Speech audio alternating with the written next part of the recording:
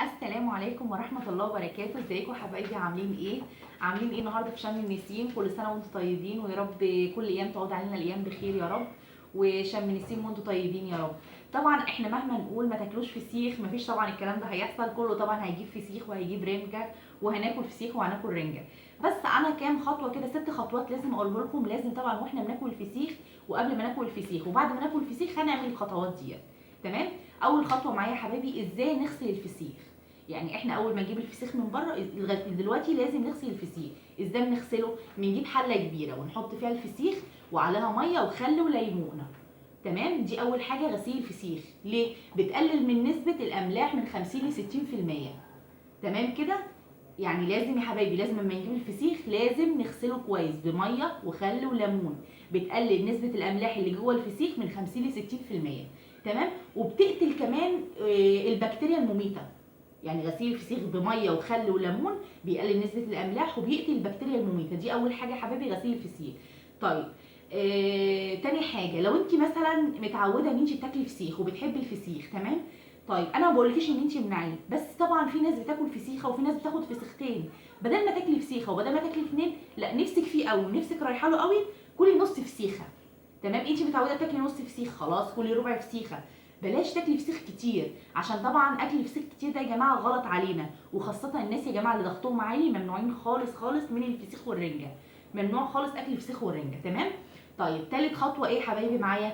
لازم واحنا بناكل الفسيخ لازم يكون معاه ليمون وبصل وبقدونس وجرجير.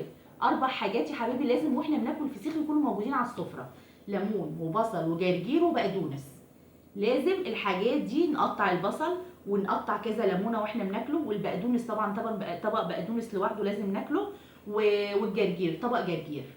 ليه بقى؟ بتقلل نسبه الاملاح اللي جوه الفسيخ. ال4 حاجات دول يا حبايبي واحنا بناكل الفسيخ، البقدونس والجرجير والبصل والليمون لازم يكونوا موجودين على السفره مع الفسيخ والرنجه، عشان بيقللوا نسبه الاملاح اللي جوه الفسيخ. دي تالت نقطه يا حبايبي. طيب، رابع نقطه، بعد ما ناكل الفسيخ ايه اللي يحصل؟ عشان برضو نسبة الأملاح، بعد ما ناكل الفسيخ نقوم بقى نعمل كوباية شاي بنعناع. تمام. طب انت ما بتحبيش الشاي بنعناع، نعمل كوباية شاي بقرفة. لازم الحاجات اللي انا بقولها والله يا جماعة دي حاجات أساسية لازم كلنا نعملها. بعد ما تاكلي الفسيخ تعملي كوباية شاي بنعناع يا إما شاي بقرفة. تمام. دي لازم برضو أساسي. طيب، خامس نقطة ايه؟ بعد ما ناكل الفسيخ، خلاص كلنا الفسيخ وشربنا الشاي بالنعناع يا اما الشاي بالقرفه، ناكل كميه كبيره يا جماعه من الموز والكنتالوب. ناكل كميه كبيره من الموز والكنتالوب. ليه طب ناكل كميه كبيره من الموز والكنتالوب؟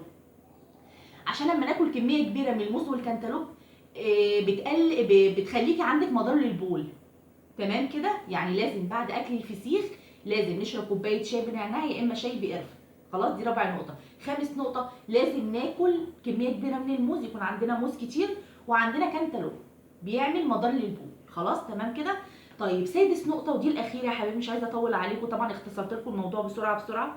سادس نقطه، تناول نسبه كبيره جدا جدا من الماء طول اليوم. تناول نسبة كبيرة جدا جدا من الماء بتعمل برضو مدار للبول وزيادة، وبتقلل نسبة الأملاح اللي دخلت في الجسم. خلاص كده يا حبايبي. يعني لازم والله العظيم لازم ان احنا نعمل ال6 نقاط دول عشان ما حدش يتعب منه. وطبعا يا جماعة الناس اللي ضغطهم عالي بلاش يا جماعة ياكلوا فسيخ خالص. وكل سنة وانتم طيبين، وربنا يعود علينا الأيام بخير يا رب.